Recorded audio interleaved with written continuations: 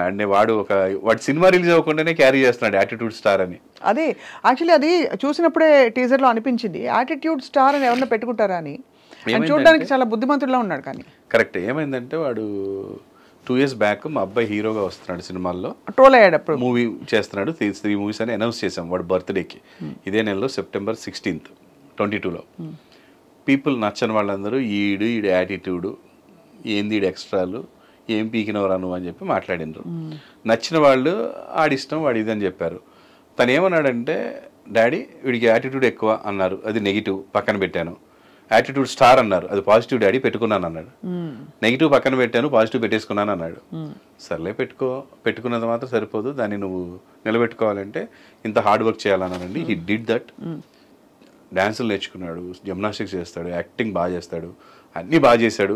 మీరు రామ్నగర్ బన్నీ చూసిన తర్వాత కూడా నీకు ఎందుకు యాటిట్యూడ్ అంటే వాడు తీసేస్తాడు.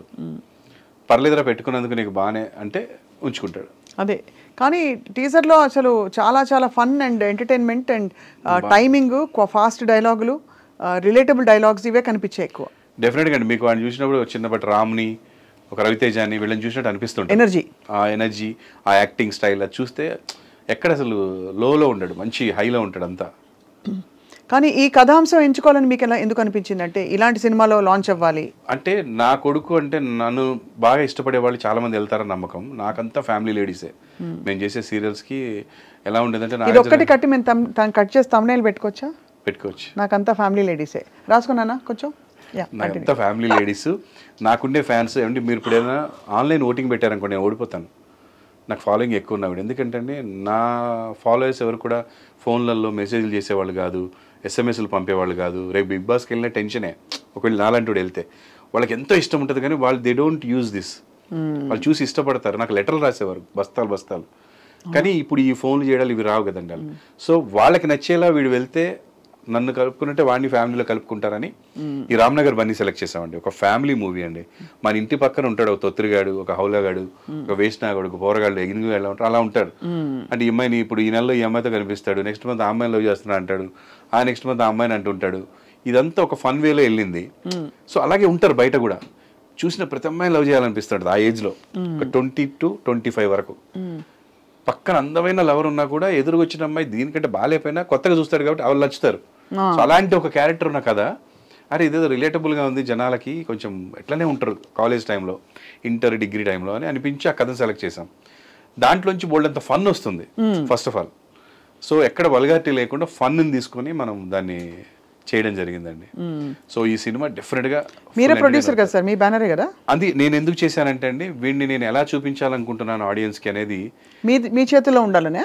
అందుకేనండి. వేరే డైరెక్టర్, వేరే ప్రొడ్యూసర్ అంటే మన ఇన్వాల్వ్మెంట్ వీడి ఊకే వెళ్ళి పెడతాడు అంటారు. 2 సినిమాలు చేశాడు వేరే, అందులో నేను అసలు షూటింగ్ కూడా వెళ్ళలే. జస్ట్ నేను అనిపించినవి వాళ్ళకి ఫస్ట్ చెప్పాను, ఫస్ట్ సిట్టింగ్లో అంతే. షూటింగ్ కూడా వెళ్ళలే, అయిపోయిన తర్వాత చూడడమే తప్ప.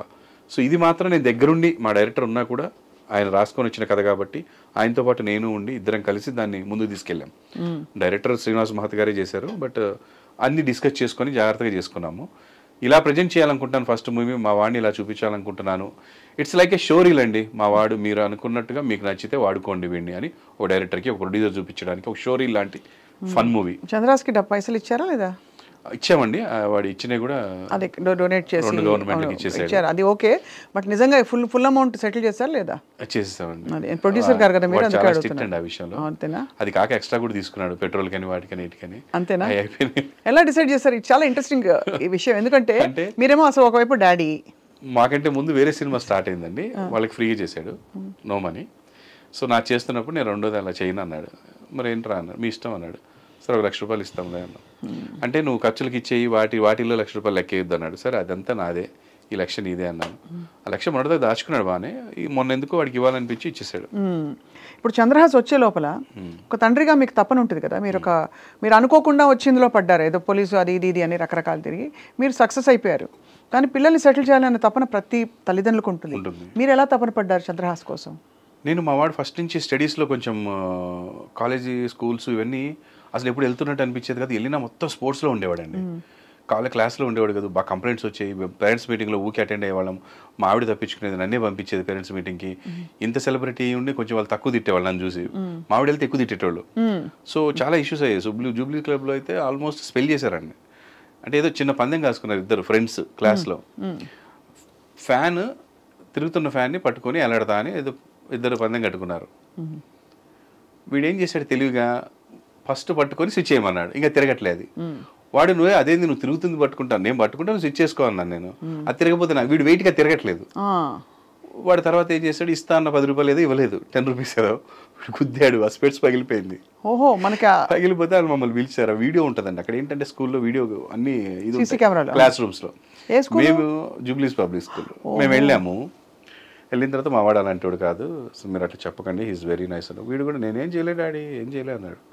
వాళ్ళు వీడియో చూపించారు, ఏం మాట్లాడు.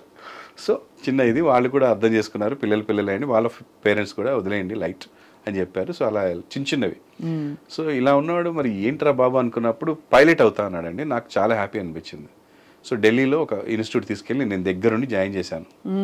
4 days ఉన్న తర్వాత వాడికి నచ్చలే, డబ్బులు కట్టేశాం, వాపస్ ఎవరు సరే అని చెప్పి వస్తా అన్నాడు. మనం నో అంటే ఏమైపోతాడని చెప్పి ఇంటికి వచ్చామన్నాం. వచ్చాడండి, మళ్ళీ డిగ్రీ జాయిన్ అయ్యాడు. ఇంటర్ తర్వాత వెళ్ళాడండి. అది ఇంటర్ తర్వాత కోర్స్ అనమాట. 4 years 5 years ఉంటుంది. దాని తర్వాత యూఎస్ వెళ్ళి ట్రైన్ అవ్వాలి. ఎందుకు నచ్చలేదు కానీ తనకి ఎందుకో నచ్చలేదు, బోర్ కొడుతుందంట. బోర్ కొడుతుందని నాకు అసలు ఇంట్రెస్ట్ రావట్లే. అంటే వాడికి అందులో మ్యాథ్స్ ఎక్కువ, ఫిజిక్స్ ఎక్కువ ఉంది. ఏదో వెళ్ళి అలా రయ్యని ఎగరేసుకెళ్ళిపోదా. అట్లా కాదు, అట్లా అనుకున్నాడు వాడు. ఏదో ఇట్లా నేర్పిస్తారు కార్ డ్రైవింగ్ లాగా, నెక్స్ట్ వేసుకొని ఇంటికి వద్దాం అనుకున్నాడు. కాదు, ముందు రాసుకోవాలి కూర్చొని, అందులో ఫిజిక్స్ మ్యాథ్స్ చాలా ఉన్నాయి. ఏం డాడీ ఇది, ఇవన్నీ చదివితే కలెక్టర్ అవుతాం కానీ నేను ఇక్కడ రానని చెప్పినట్టుగా వచ్చేసాడు.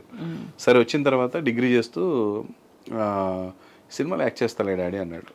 యాక్ట్ చేస్తలే డాడీ అంటే ఎవడు పెట్టుకుంటాడు సినిమాలో, నేనైతే సినిమా దిగనని చెప్పాను. ట్రై చేద్దాంలే డాడీ అన్నాడు. అంటే సరే ఒక పని చేయి, నువ్వు సినిమాలు చేయాలన్నప్పుడు ట్రైన్ అవ్వు బాగా, అంటే ఫుల్ డ్యాన్స్ నేర్చుకో, ఫుల్ జిమ్నాస్టిక్స్ నేర్చుకున్నాను. వాడు 8 years ఉన్నప్పటి నుంచి జిమ్నాస్టిక్స్ ఇంట్లోనే నేర్చుకుంటున్నాడు ఫుల్గా. ఒక మాస్టర్ వచ్చి రాము మాస్టర్ రోజు నేర్పించేవాడు, మేము ఎక్కడుంటే అక్కడ. చాలా మంచి మాస్టర్. అప్పటి నుంచి ఫ్లెక్సిబిలిటీ, డ్యాన్స్ చిన్నప్పటి నుంచే ఎక్కడ కాంపిటీషన్కి వెళ్ళినా ఫస్ట్ ప్రైజ్ ఇద్దరికి, అన్న చెల్లెలకి బాగా వచ్చేది. సో ఇద్దరు ఉన్నారు. యాక్టింగ్ నా సీరియల్లో ఒక 100 episodes వీడు హీరోగా చేశాడు చైల్డ్గా. 100 episodes తర్వాత నేను ఎంటర్ అవుతాను హీరోగా. తర్వాత ఒక 1000 episodes చేసాం నేను ఎంటర్ అయ్యాక. అన్నా చెల్లెళ్ళని వీళ్ళిద్దరే చేశారు, అప్పుడు పెద్ద హిట్ అండి. సో అది చేశాక ఇంకా చేయలేదు. ఒక సినిమా ఏదో శ్రీకాంత్ గారి సన్ను, మా అబ్బాయి సుమా గారి సన్ను, అండ్ కోటి గారి సన్ను మ్యూజిక్, రెహమాన్ సన్ను సింగింగ్, ఇట్లా సెలబ్రిటీ సన్స్ తోటి జీకే గారు ఒక సినిమా ప్లాన్ చేశారు. నాగార్జున గారు, మ్యాట్రిక్స్ ప్రసాద్ గారు ప్రొడ్యూసర్. అప్పుడు అడిగారండి, ఆ సినిమా చేశాడు. నేను మా ఆవిడ స్టన్ అయ్యాం, వీడు ఏం చేస్తాడు యాక్టింగ్ అనుకున్నాం, కానీ భలే చేశాడండి. 2 సీన్లు ఉన్నాయి వాడికి, చాలా బాగా యాక్ట్ చేశాడు న్యాచురల్గా. నాకు కాన్ఫిడెన్స్ వచ్చింది వీడిని ఎంకరేజ్ చేయొచ్చు అని. ఆ తర్వాత 6 years ఈ ప్రాసెస్లో వాడికి అమెరికా వెళ్ళమన్నాను, ఇన్స్టిట్యూట్కి వెళ్ళాడు. డాడీ దీనికంటే మనమే ఎక్కువ నేర్చుకుంటున్నామని, అది ఒక ఉత్తిగా 4 నెలలు తిరిగి వచ్చాడు. ఈ డబ్బులు కట్టొద్దు అన్నాడు. సో కట్టలే ఇన్స్టిట్యూట్కి వెళ్ళి 2 classes అయిన తర్వాత, ఏం లేదు డాడీ ఏదో థియరీ చెప్తున్నారు, అది కాదు ప్రాక్టికాలిటీ కావాలని చెప్పి వచ్చేసాడు. ఒక 4 నెలలు తిరిగి వచ్చేసాడు. వచ్చాక ఒక 10 లక్షలు తీసుకొని ఒక వీడియో సాంగ్ చేశాడండి. RRR సినిమాలో సాంగ్ రిలీజ్ అయింది. ఆ సాంగ్ సినిమాలో ఎలా ఉంటుందో ఎవరికి తెలియదు, మా వాడికి కూడా తెలియదు. ఒక మాస్టర్ని పెట్టుకొని షూట్ చేశాడు. సినిమా చూసాక స్టన్ అయ్యాం, అదేం ఫారెన్లో ఉంది, మేము మాస్ సాంగ్లా ఇక్కడ ఒక జాతరలా చేసాం దాన్ని. సో అది మస్తు రెస్పాన్స్ వచ్చి ఒక ప్రొడ్యూసర్ వచ్చాడు కిరణ్ గారు అని, నాని కృష్ణ అని ఒక డైరెక్టర్, కృష్ణదేవరాయ అని ఒక సినిమా చేశాడు మన శ్రీకాంత్, వాళ్ళు వచ్చారు. వాడు ఎనర్జీ బాగుంది సార్, మాకు స్టోరీ బాగుంటాడు, బ్లాక్ డాగ్ స్టార్ట్ చేశారు. అట్లా వాడి కెరీర్ స్టార్ట్ అయిపోయింది. అది చూసిన తర్వాత వాడు యాక్టింగ్ సూపర్ ఉంది అందులో. కానీ ఫస్ట్ సినిమా ఇది రిలీజ్ అయితే బాగోదు, మొత్తం యూత్ ఓరియంటెడ్ ఉంది, ఫ్యామిలీ కావాలని మేము స్టార్ట్ చేసాం. ఈ మధ్యలో వీడియోస్ చూసి అవి చూసి ఇంకొక సినిమా వచ్చిందండి, బరాబర్ ప్రేమిస్తా అని. అది ఫినిష్ అయిపోయింది, బరాబర్ ప్రేమిస్తా దాని పేరు. సో అది ఫినిష్ అయిపోయింది, సినిమా పోస్ట్ ప్రొడక్షన్లో ఉంది. సో ఇలా 3 సినిమాలు చేశాడండి.